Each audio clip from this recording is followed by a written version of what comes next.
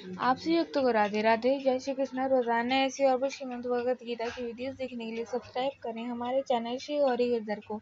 इससे पहले की वीडियोस में हमने अध्याय पूरा पढ़ लिया था और अध्याय 2 सांख्य योग का श्लोक नंबर 1 से लेकर 42 तक पढ़ लिया था।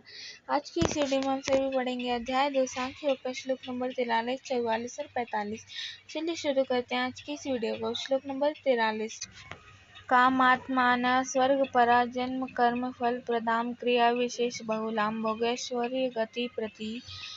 अर्थ: कामनाओं से युक्त स्वर्ग को ही श्रेष्ठ मानने वाले लोग भोग और ऐश्वर्य को प्राप्त कराने वाली अनेक क्रियाओं को बताते हैं जो वास्तव में जन्म रूप कर्म फल को देने वाली होती हैं।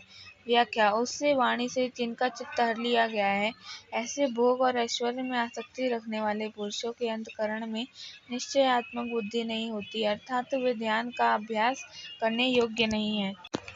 श्लोक नंबर 44। भोगैश्वर्य प्रसक्तानां तयापहृतचेतसां व्यवसायत्मिका बुद्धि समाधो न विधीयते। अर्थ: उससे जिनका चित्त हर लिया गया है, ऐसे भोग और ऐश्वर्य में आसक्ति रखने वाले पुरुषों के अंतःकरण में निश्चयात्मक बुद्धि नहीं होती, अर्थात वे ध्यान का अभ्यास करने योग्य नहीं होते। व्याख्या: महर्षि व्यास ऐसे पहले साहसी क्रांतिकारी थे जिन्होंने अपने काल में अत्यंत शोचनीय पतन की स्थिति में हिंदू संस्कृति का पुनरुत्थान किया। क्रांति का वह ग्रंथ गीता है जिसकी रचना उन्होंने की। अपने काल की स्थितियों की उनके द्वारा की गई तीव्र आलोचना भगवान के इन शब्दों से स्पष्ट होती है, जहाँ श्री कृष्ण वेदों के कर्मकांड को पुष्पिता वाणी कहते हैं। कर्मकांड की तीव्र आलोचना करने में व्यास जी के साहस को समझने के लिए हमें उस काल के पूर्वगामी पारंपरिक वातावरण की कल्पना करनी होगी। हमें मानसिक रूप से उस काल में रहना होगा। वेदों का कर्मकांड उन लोगों के लिए जो विषयोपभोग और ऐश्वर्य में अत्यंत आसक्त हैं, कर्मफल पाने की इच्छा और चिंता के कारण जिनकी सतत विवेक की क्षमता खो गई है, सर्वोच्च साध्य को भूलकर साधनभूत कर्मों में ही वे लिप्त रहते हैं। वेदोक्त कर्मों को अत्यंत परिश्रम पूर्वक करना पड़ता है, तब मृत्यु के पश्चात स्वर्ग के रूप में उनका फल प्राप्त होता है, जहाँ अलौकिक विषयों का उपभोग किया जा सकता है। इन सब प्रयत्नों के में कामनाओं और चिंताओं आदि के कारण व्यक्तित्व के विकास के लिए अवसर नहीं मिलता। इसलिए व्यास जी का विचार है कि आध्यात्म की दृष्टि से ये सकाम कर्म निरर्थक हैं। कर्म कांड में आसक्त पुरुष जीवन के परम साध्य को भूलकर साधन में ही फंसा रह जाता है। आनंद स्वरूप परम सत्य के प्रतिपादक के रूप में श्री कृष्ण उन लोगों की हंसी उड़ाते हैं जो साधन को ही साध्य मानने की त्रुटि करते हैं। कर्म कांड में ही उपदिष्ट केवल कर्तव्य कर्म के पालन से चित्त शुद्धि एवं एकाग्रता प्राप्त होती है और इस प्रकार ध्यान का अभ्यास करने की योग्यता पाकर उपनिषदों में निरूपित निध्यासन के द्वारा आत्मा को प्रयोक्ष अनुभव प्राप्त होता है, जो जीवन का वास्तविक साध्य है। कर्म में ही रत पुरुषों को जीवन में कभी शांति नहीं मिलती। अविवेकी कामी पुरुषों को क्या फल मिलता है, भगवान कहते हैं। श्लोक नंबर 45। त्रैगुण्य विषया वेदा निस्त्रैगुण्यो भवार्जुन निर्द्वंद्वो नित्यस्तत्वस्थो निर्योगक्षेम आत्मवान। अर्थ: हे अर्जुन, वेदों का विषय तीनों गुणों से संबंधित संसार से है। तुम त्रिगुणातीत, निर्द्वंद, नित्य सत्वत्व शुद्धता में स्थित, योगक्षेम से रहित और आत्मवान बनो। व्याख्या: विभिन्न अनुपातों में तत्व, रज और तम, इन तीनों गुणों के संयोग से प्राणियों का निर्माण हुआ है। अंतःकरण, मन और बुद्धि इन तीनों गुणों का ही कार्य है। तीनों गुणों के परे जाना का अर्थ है मन के परे जाना। तांबा, जस्ता और टीन से निर्मित किसी मिश्र धातु का पात्र बना हो और यदि उसमें से तीन गुण धातुओं को विलग करने के लिए कहा जाए तो उसका अर्थ उस पात्र को ही नष्ट करना होगा। उपनिषद साधक को मन के परे जाने का उपदेश देते हैं, जिससे साधक को आत्मस्वरूप से ईश्वर का परिचय होगा। उपनिषदों के स्पष्ट उपदेश को यथार्थ में नहीं समझने के कारण बहुत से हिंदू लोग अपने धर्म से अलग हो गए हैं और इसलिए गीता में पुनर्जागरण का आह्वान किया गया। औपनिषदिक अर्थ को ही यहाँ दूसरे शब्दों में कहा, अर्जुन तुम त्रिगुणातीत बनो। यदि कोई चिकित्सक किसी रोगी के लिए ऐसी औषधि लिख देता है जो विश्व में कहीं भी उपलब्ध न हो, तो इस चिकित्सक का लिखा हुआ उपचार व्यर्थ है।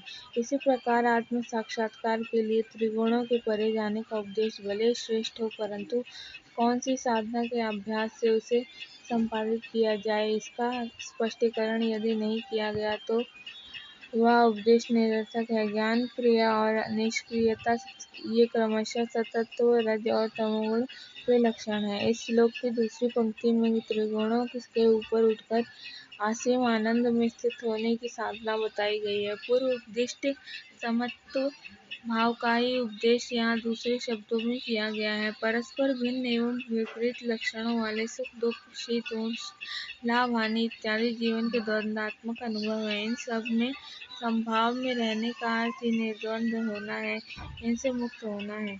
यही उपदेश श्री कृष्ण अर्जुन को दे रहे हैं। नित्य सत्त्व तीनों गुणों में सत्व गुण सूक्ष्मतम एवं स्वभाव से शुद्ध है, तथापि शोकात्मक रजोगुण और मोहात्मक तमोगुण के संबंध में उसमें अशुद्धि भी आ जाती है। मोह का अर्थ है वस्तु को यथार्थ रूप में न पहचानना, आवरण, जिसके कारण वस्तु का अनुभव किसी अन्य रूप में ही होता है, जिसे विक्षेप कहते हैं और जिसका परिणाम है शोक। अतः सत्व गुण में स्थित होने का अर्थ विवेक जनित शांति में स्थित होना है। सततत्व बनने के लिए सतत सजग प्रयत्न की अपेक्षा है। निर्योग क्षेम यहाँ योग का अर्थ है अप्राप्त वस्तु को प्राप्त करना है और प्राप्त वस्तु के रक्षण का नाम है क्षेम। मनुष्य के सभी प्रयत्न योग और क्षेम के लिए होते हैं। अतः इन दो शब्दों में विश्व के सभी प्राणियों के कर्म समाविष्ट हैं। दूसरे शब्दों में कहा जा सकता है कि अहंकार और स्वार्थ से प्रेरित कर्मों का निर्देश योग और क्षेम के द्वारा किया गया है। मनुष्य की चिंताओं और विक्षेपों का कारण भी ये दो ही हैं। निर्योग क्षेम बनने का अर्थ है इन दोनों का त्याग देना, जिससे चिंताओं से मुक्ति तत्काल ही मिलती है। निर्द्वंद्व और निर्योगक्षेम बनने का उपदेश देना सरल है, किंतु साधक के लिए तत्व ज्ञान का उपयोग तभी है जब इस ज्ञान को जीवन में उतारने की व्यावहारिक विधि का ही उपदेश दिया गया हो। इस श्लोक में ऐसे विधि का निर्देश आत्मवान भव इन शब्दों में किया गया है। द्वंद्व तथा योगक्षेम के कारण उत्पन्न दुख और पीड़ा केवल तभी सताते हैं जब हमारा तादात्म्य शरीर, मन और बुद्धि के साथ होकर अहंकार और स्वार्थ की अधिकता को होती है। इन अनात्म उपाधियों के साथ विद्यमान तादात्म्य को छोड़कर इनसे भिन्न अपने शुद्ध चैतन्य स्वरूप के प्रति अतीत जागरूक रहने का अभ्यास ही आत्मवान अर्थात आत्मस्वरूप में स्थित होने का उपाय है। इसकी सिद्धि होने पर अहंकार नष्ट हो जाता है और वह साधक त्रिगुणों के परे आत्मा में स्थित हो जाता है। ऐसे सिद्ध पुरुष को वेदों का कोई प्रयोजन नहीं रह जाता। वास्तव में ज्ञानी पुरुष के होने के कारण वेद वाक्यों का प्रामाण्य सिद्ध होता है। यदि वैदिक यज्ञों के फलों की कामना त्यागनी चाहिए तो उनका अनुष्ठान किस लिए करें, इसका उत्तर है आपसे एक को राधे राधे, जय श्री कृष्ण। आज की इस वीडियो में बस इतना ही। आगे के श्लोकों को पढ़ने के लिए मिलते हैं अगली वीडियो में।